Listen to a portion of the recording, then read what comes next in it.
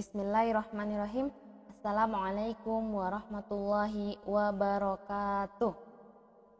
Bagaimana kabarnya anak-anakku semuanya? Semoga semua dalam keadaan sehat ya. Nah, seperti biasa, pertama yang harus kita lakukan adalah bersyukur kepada Allah Subhanahu wa taala yang telah memberikan kita kesehatan ya, yang telah memberikan kita banyak sekali rezeki dan kenikmatan-kenikmatan yang lain yang harus kita syukuri ya. Berikutnya jangan lupa juga untuk selalu bersolawat kepada Rasulullah Shallallahu Alaihi Wasallam ya. Mudah-mudahan solawat dan salam selalu tercurah kepada Rasulullah Shallallahu Alaihi Wasallam. Allahumma sholli ala Muhammad wa ala ali Muhammad. Baik, sebelum kita belajar melanjutkan materi teks laporan hasil observasi, kita awali pembelajaran kita pada hari ini dengan berdoa terlebih dahulu. Untuk yang muslim boleh diawali dengan berdoa dengan membaca doa sebelum mau belajar.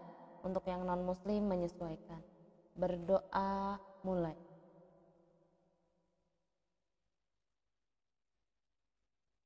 Berdoa selesai. Nah, dengan diawalinya doa terlebih dahulu sebelum kita belajar, mudah-mudahan pembelajaran kita pada hari ini berjalan dengan lancar, kemudian kita dapat sama-sama menerima manfaat dalam pembelajaran ini, serta dimudahkan dalam memahaminya. Ya. Baik anak-anakku semua, kita akan melanjutkan materi teks laporan hasil observasi bagian kedua. Bersama saya, Delia Paramita, dari SMP Negeri 252 Jakarta. Nah, untuk pembahasan yang akan kita bahas pada materi teks laporan hasil observasi bagian kedua adalah ini, informasi-informasi penting dalam teks laporan hasil observasi. Jadi yang kita bahas adalah informasi pentingnya. Nah, kemudian karena kita akan bahas informasi penting, nah di dalamnya juga ada pembahasan tentang langkah-langkah menemukan informasi penting ya. Bagaimana langkahnya? Nah, langkahnya sebagai berikut. Ini dia langkah-langkahnya untuk menemukan informasi penting dalam teks laporan hasil observasi. Langkah yang pertama adalah membaca ya. Jadi kalau kita mau menemukan informasi penting dalam sebuah teks, pasti langkah pertamanya adalah membaca. Nah, kita baca dulu secara keseluruhan teks laporan hasil observasinya. Baca dulu semuanya secara keseluruhan. Kemudian setelah dibaca, baru kita mencoba mulai memahami isinya. Jadi kira-kira teks laporan hasil observasi bahas tentang apa sih? Kemudian berikutnya adalah menemukan ide pokok pada setiap paragraf. Jadi kita harus menemukan ide pokok dalam setiap paragraf, karena ide pokok inilah yang menjadi poin penting informasi dalam setiap paragraf. Jadi dalam satu paragraf itu pasti ada ide pokoknya, dan ide pokok itulah yang menjadi poin penting. Apa sih informasinya? Informasi pentingnya pasti ada dalam ide pokoknya ya. Diulangi, langkah-langkah menemukan informasi penting dalam teks laporan hasil observasi adalah: pertama, membaca keseluruhan teks laporan hasil observasi. Kedua, memahami isi teks laporan hasil observasi. Ketiga, menemukan ide pokok pada setiap paragraf teks laporan hasil observasi. Jadi baca dulu, kemudian pahami. Yang ketiga, temukan ide pokoknya ya. Apa langkah-langkahnya? Baca, pahami, kemudian temukan ide pokoknya ya. Jadi jangan sampai ada hal yang terlewat. Kita sudah baca nih, tapi nggak paham apa yang disampaikan. Nah, makanya harus baca dulu secara keseluruhan, kemudian kita coba pahami paragraf per paragraf dengan menemukan ide pokoknya. Paham ya? Ini adalah langkah-langkah dalam menemukan informasi penting pada teks laporan hasil observasi. Yang berikutnya, kita harus tahu simpulan isi teks laporan hasil observasi. Nah, simpulan itu biasanya dalam bentuk peta konsep juga bisa. Jadi kita paham simpulannya, kita paham isi teks laporan hasil observasi ketika kita mampu menyimpulkan. Bahas tentang apa sih teks laporan hasil observasinya? Nah, simpulannya itu bisa juga dituangkan dalam bentuk peta konsep. Ini pernah kita lakukan ya pada saat membahas teks cerita fantasi, itu pernah ya. Nah, kita membuat peta konsep. Jadi, kalau kita sudah buat peta konsep dari hasil bacaan teks laporan hasil observasi, berarti kita sudah mampu menyimpulkan isi teksnya, ya. Nah, itu ya bentuk dari simpulan teks laporan hasil observasi. Nanti kita coba buat dalam bentuk petanya, ya. Tapi nanti, sekarang diikuti dulu langkah-langkah pembelajarannya. Berikutnya, simpulan isi teks laporan hasil observasi dalam bentuk gagasan pokok atau gagasan utama.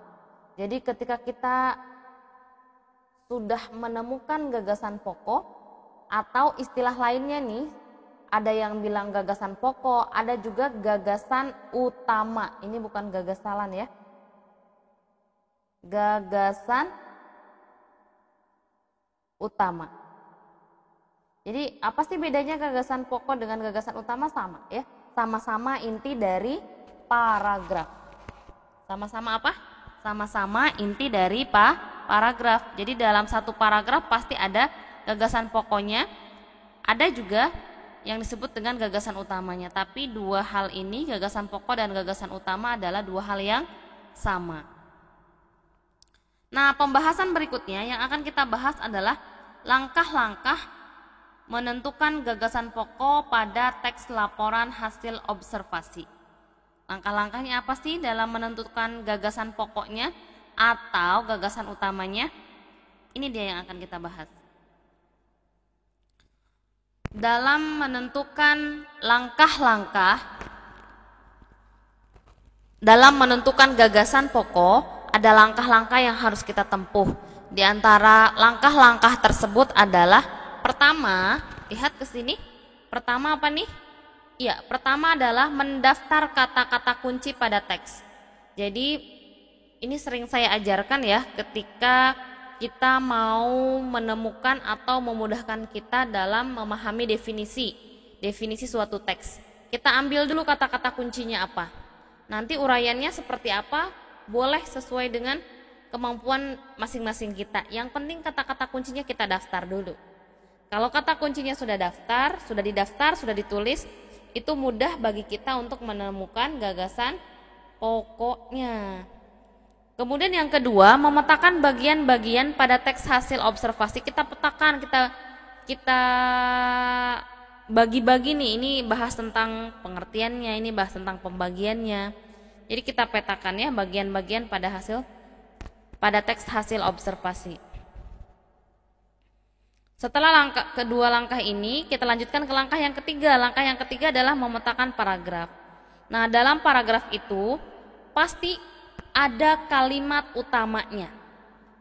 Ada juga kalimat penjelas. Nah, di sini sekalian akan saya bahas apa itu paragraf. Ada yang tahu kira-kira apa itu paragraf? Nah, jangan lupa ya, meskipun tidak ada kata-katanya dalam slide ini, dalam video ini, ketika Ibu jelaskan silahkan dicatat ya kalau ada konsep penting yang harus kalian pahami. Jadi yang disebut dengan paragraf adalah gabungan kalimat yang terdiri atas satu kalimat utama dan beberapa kalimat penjelas. Jadi paragraf itu pasti punya satu kalimat utama. Nah, kalimat yang lainnya disebut dengan kalimat penjelas. Paham sampai sini ya? Jadi paragraf itu terdiri atas kalimat utama. Ada satu kalimat utamanya, pasti ada satu ya. Kemudian beberapa kalimat penjelas. Nah, posisi letaknya atau posisi kalimat utama ini bisa di awal paragraf.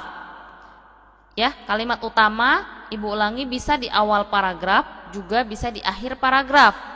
Nah, untuk kalimat utama yang letaknya di awal paragraf disebut dengan paragraf deduktif. Ya, ingat depan, deduktif berarti kalimat utamanya ada di awal.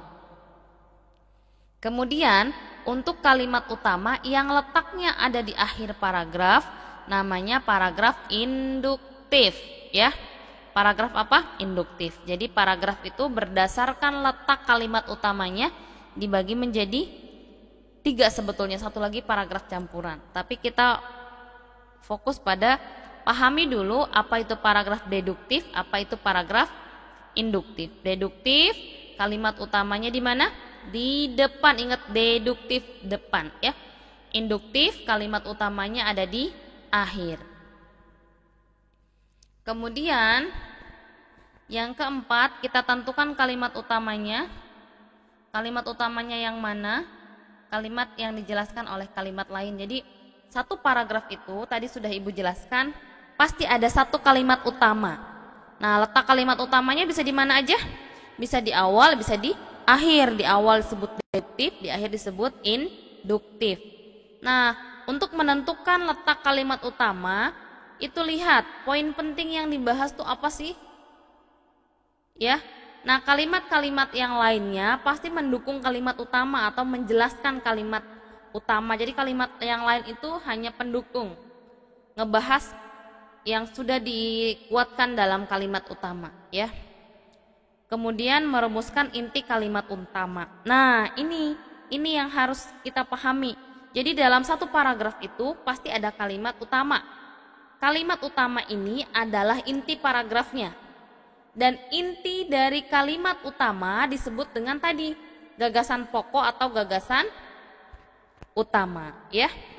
Disebut apa tadi? Gagasan pokok atau gagasan utama. Baik, karena ini konsep penting, Ibu ulangi ya. Ibu ulangi, tolong diperhatikan dengan baik, ya. Jadi dalam teks itu pasti ada beberapa paragraf. Dalam teks pasti ada beberapa paragraf. Nah, setiap paragraf itu pasti memiliki satu kalimat utama dan ini menjadi inti paragraf. Kemudian kalimat yang lainnya disebut dengan kalimat penjelas. Paham ya?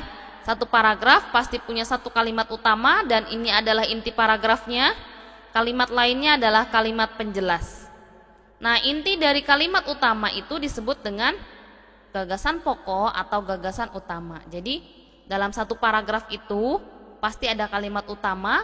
Inti dari kalimat utamanya adalah gagasan pokoknya atau gagasan utamanya. Jadi kesimpulannya, ketika kita mau menentukan gagasan utamanya apa atau gagasan pokoknya apa, yang harus kita lakukan adalah memilih kalimat utama terlebih dahulu, ya. Kita tentukan kalimat utamanya di awal apa di akhir nih? Deduktif atau induktif? Misalnya sudah ketemu di awal, berarti kita fokus pada satu kalimat utama itu. Kemudian kita cari intinya lagi dalam satu kalimat itu, ya. Jadi inti dalam kalimat utama adalah gagasan pokok nih, disebut gagasan pokok atau disebut gagasan utama. Nah, supaya lebih jelas nanti kita bahas dalam bentuk contoh paragraf, ya. Oke, supaya jelas kita lihat paragraf ini, kita baca bareng-bareng ya. Setelah kita baca, nanti kita coba tentukan mana kalimat utamanya. Ini kan satu paragraf nih ya. Ini satu paragraf, semuanya satu paragraf. Nih, satu paragraf. Di dalam satu paragraf ini pasti punya apa? Punya kalimat utama. Nah, kita belum tahu nih kalimat utamanya di awal apa di akhir. Kita baca dulu, baru bisa kita tentukan kalimat utamanya di awal atau di akhir. Setelah kita tentukan kalimat utamanya di awal atau di akhir, yang berikutnya yang harus kita lakukan adalah mencari inti kalimat utama, ya. Baik, supaya lebih jelas kita baca paragrafnya. Dalam kehidupannya, lebah mempunyai sistem pembagian kerja yang baik. Ratu lebah menghasilkan telur 2.000 sampai dengan 3.000 butir telur setiap hari. Ya, jadi 2.000 sampai 3.000 butir telur. Kemudian lebah pekerja bertugas mengangkut air, serbuk sari bunga, mengangkut sari madu, mengumpulkan zat perekat yang biasanya didapat dari pucuk pohon dan membawa calon ratu. Itu tugas dari lebah pekerja. Sementara lebah jantan bertugas mencari tempat-tempat yang banyak mengandung sari madu. Ini tugas siapa? Lebah jantan. Dengan suaranya yang nyaring, lebah jantan memberi tanda kepada lebah lain bahwa suatu tempat mengandung banyak sari madu. Jelas paragrafnya ya? Setelah kita baca, bisa kita tentukan intinya di mana nih? Intinya tentang pembagian sistem kerja atau tentang lebah jantan? Iya, inti dari paragraf ini adalah pembagian sistem kerja. Jadi kalimat utamanya yang mana? Kalimat utamanya adalah nih dari mulai sini sampai dengan sini. Jadi kalimat utamanya yang ini nih. Dalam kehidupannya, lebah mempunyai sistem pembagian kerja yang baik. Ini adalah kalimat utamanya. Ya. Ini adalah kalimat utamanya. Jadi seperti ini. Kalau kita tuangkan ya.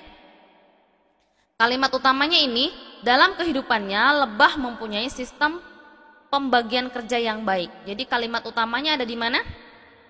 Ada di awal, ada di depan nih kalimat utamanya. Dalam kehidupannya lebah mempunyai sistem pembagian kerja yang baik. Itu adalah kalimat utamanya. Berarti itu inti dari paragrafnya ya. Nah, kemudian intinya lagi dalam kalimat utama disebut dengan gagasan utama atau gagasan pokok. Inti dari ini adalah ya, sistem pembagian kerja lebah yang baik. Jadi lebah mempunyai sistem pembagian kerja yang baik. Intinya berarti sistem pembagian kerja lebah ya. Sampai lebah aja juga sudah baik ya. Maksudnya sudah cukup. Misalnya gagasan utamanya sistem pembagian kerja lebah, itu juga udah boleh. Tambah yang baik juga boleh ya. Intinya adalah ini inti dari kalimat utama disebut dengan gagasan utama. Paham ya? Kan kita kadang bingung apa sih bedanya kalimat utama dengan gagasan utama. Ternyata perbedaannya adalah kalau kalimat utama dia satu kalimat utuh. Nih dari awal sampai sini satu kalimat utuh. Dalam satu paragraf diambil satu kalimat utuh di awal atau di akhir. Kebetulan dalam paragraf yang kita bahas pada hari ini adalah kalimat utamanya ada di awal. Disebut dengan paragraf berarti apa? Deduktif ya. Gagasan utamanya berarti inti dari ini, inti dari kalimat utamanya. Paham ya? Oke, mudah-mudahan bisa dipahami dengan baik. Jadi ibu ulangi sedikit, kalimat utama ini adalah inti paragraf. Kemudian gagasan utama ini adalah inti dari kalimat utama. Jadi di sini ini kalimat utamanya.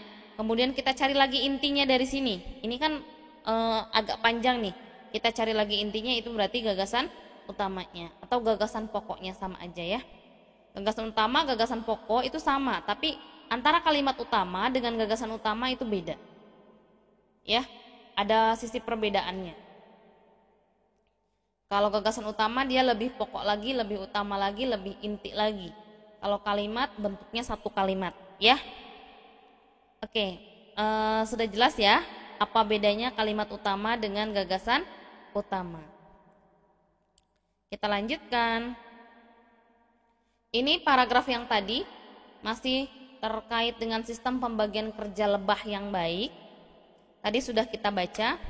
Nah, untuk lebih jelasnya kita bagi seperti ini, kita buat bagan seperti ini.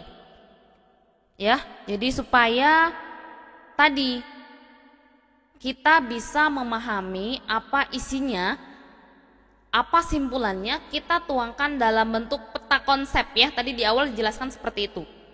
Untuk bisa mengambil simpulannya kita bentuk peta konsep seperti ini. Tadi ide pokoknya apa?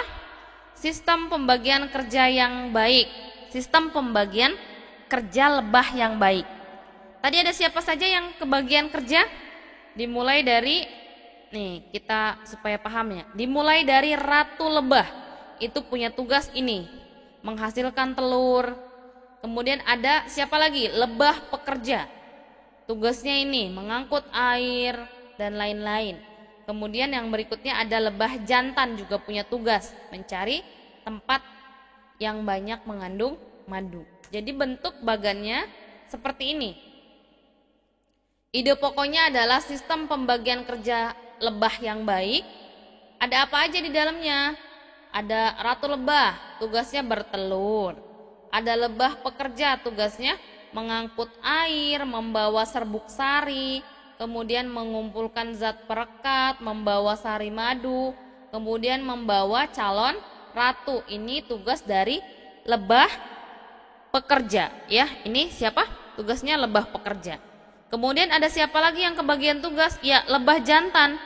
Tugasnya apa? Mencari tempat yang mengandung sari madu. Nah, dari sini bisa kita simpulkan bahwa ini karena ini adalah ide pokoknya, berarti yang lainnya hanya ide penjelas. Kalau bentuknya kalimat utuh berarti ini adalah kalimat utamanya, yang lainnya adalah kalimat penjelas. Kita balik lagi ke paragraf. Berarti ini adalah kalimat utamanya sampai sini. Dari dalam kehidupannya, lebah mempunyai sistem pembagian kerja yang baik sampai sini. Ini berarti apa tadi? Kalimat utamanya. Nah, kalimat yang lainnya dari mulai ratu sampai sini disebut dengan kalimat penjelas. Kalimat penjelas ini berarti menjelaskan kalimat utamanya. Dia mendukung kalimat utamanya. Ya, paham ya? Ini kalimat utama, yang lainnya berarti kalimat penjelas. Tadi dalam satu paragraf pasti punya satu kalimat utama, ya. Satu kalimat utama dan beberapa itu berarti lebih dari satu. Bisa 2, bisa 3, bisa 4 dan lain sebagainya. Nah, di sini ada berapa kalimat penjelas? Ada 1, ada 2, kemudian ada 3, ada 4. Jadi satu kalimat utama dan 4 kalimat penjelas. Paham ya? Ini bagannya tadi sudah Ibu jelaskan.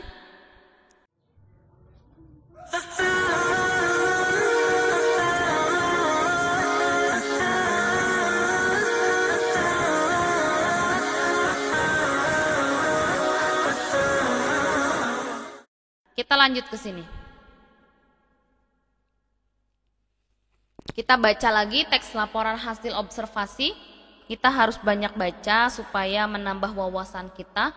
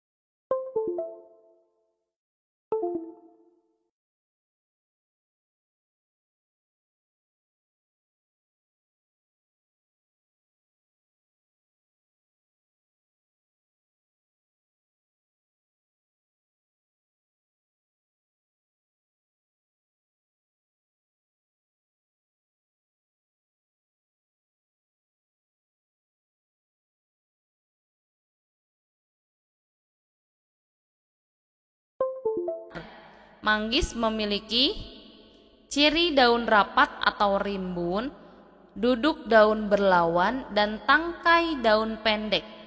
Daun manggis tebal serta lebar. Pohon tegak lurus dengan percabangan simetri membentuk kerucut. Semua bagian tanaman mengeluarkan eksudat getah kuning apabila dilukai. Jadi kalau dilukai keluar getah kuningnya. Manggis juga memiliki ciri khusus pada bunganya. Bunga manggis disebut bunga berumah dua. Pada pohon manggis, bunga betina yang dijumpai, sedangkan bunga jantan tidak berkembang sempurna. Bunga jantan tumbuh kecil kemudian mengering dan tidak dapat berfungsi lagi. Oleh karena itu, buah manggis dihasilkan tanpa penyerbukan. Ya, tambah informasi kan? Jadi ternyata buah manggis itu dihasilkan tanpa penyerbukan. Bunga manggis, nih di sini, bunga manggis termasuk bunga sendiri atau berpasangan di ujung ranting, bergagang dan pendek tebal. Bunga manggis berdiameter 5,5 cm. Daun kelopak 2 pasang, daun mahkota 2 pasang, tebal dan berdaging, berwarna hijau sampai kuning dengan pinggir kemerah-merahan. Benang sari semu dan biasanya banyak. Bakal buah manggis bertangkai berbentuk agak bulat dan beruang 4. Kepala putik tidak bertangkai dan bercuping. Buah manggis berbentuk bulat atau elips. Warna buah merah tua kehitaman dengan bagian dalam putih. Jadi bagian dalamnya berwarna putih. Berat buah bervariasi antara 75 sampai dengan 150 gram. Buahnya mempunyai 4 sampai 8 segmen dan setiap segmen mengandung 1 bakal biji diselimuti oleh aril atau salut biji. Berwarna putih empuk dan mengandung sari buah. Buah manggis memiliki beberapa manfaat. Di kalangan masyarakat tradisional, buah manggis dipercaya bisa menyembuhkan penyakit seperti sariawan, disentri, amandel, abses dengan kemampuan anti peradangan atau anti-inflamasi. Hasil penelitian ilmiah menyebutkan bahwa kulit manggis sangat kaya akan antioksidan, terutama santon, tanin, asam fenolat maupun antosianin. Dalam kulit buah manggis juga mengandung air sebanyak 62,05%, lemak 0,63%, protein 0,71% dan juga karbohidrat sebanyak 35,61%. Manggis buah asli Indonesia yang khas. Selain rasa yang manis dan penampilan yang enak dilihat, buah manggis juga memiliki banyak kandungan yang bermanfaat untuk kesehatan. Sumber ini diambil dari buku Buah-buahan Asli Nusantara ya.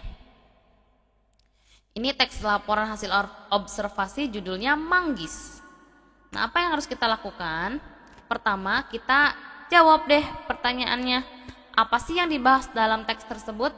Dijawab ya, dicatat apa yang dibahas. Yang dibahas adalah ini misalnya ya.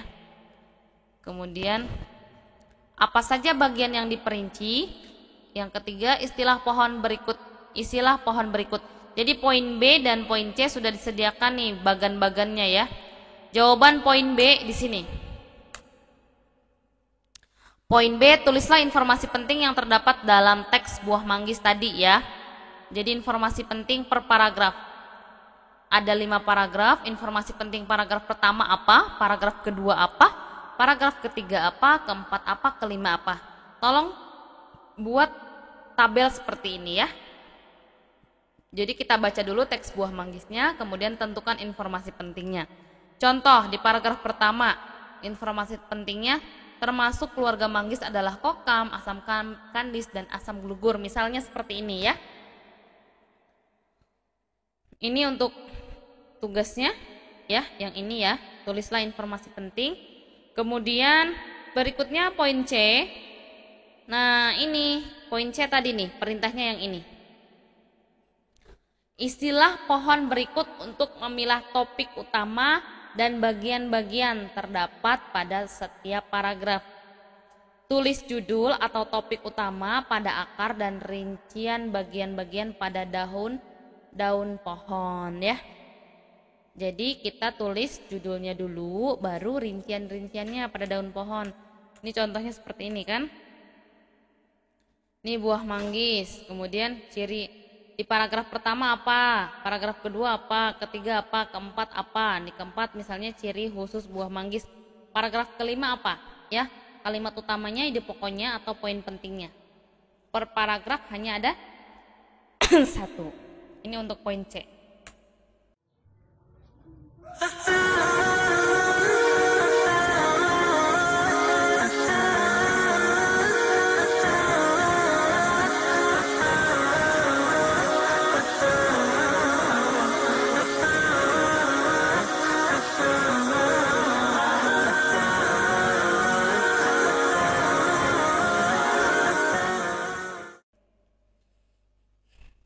Kemudian berikutnya terkait dengan menyimpulkan gagasan pokok teks laporan hasil observasi, baca terkait dengan kunang-kunang. Ini dibaca dulu ya, tugas kalian baca.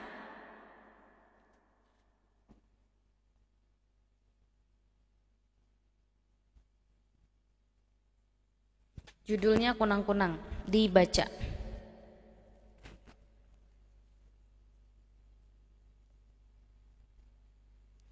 Oke, kalau sudah selesai dibaca, dilanjutkan bacaannya.